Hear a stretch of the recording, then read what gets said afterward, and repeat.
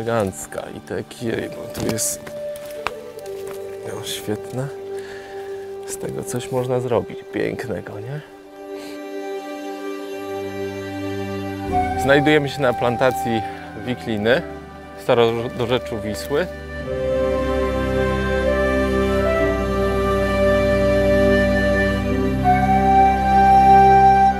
Z tej wikliny tradycyjnie ludzie robili od pokoleń różne wyroby. Były to kosze, płoty, jakieś rękodzieło ludowe.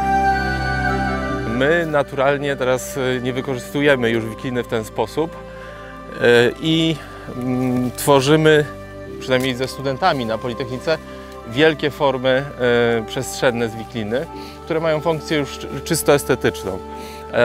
Wykorzystujemy właściwości, wspaniałe właściwości wikliny. Ona jest giętka. Ta zielona doskonale potrafi formować każdy kształt. Po wyschnięciu staje się bardzo sztywna, lekka. Można taką formę w całości przenosić, transportować. No i już od 10 lat tworzymy z tego wspaniałego materiału, uczymy się, poznajemy właściwości i cały czas rozwijamy tą naszą taką technologię.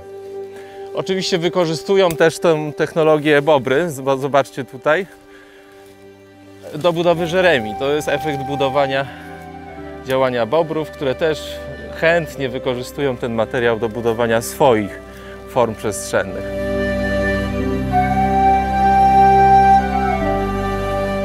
A tutaj tradycyjny, piękny materiał, który już od pokoleń, od wielu lat tutaj występuje. Teraz nauczyliśmy się trochę kontrolować tą uprawę, a kiedyś były to rośliny, które naturalnie tutaj zawsze występowały.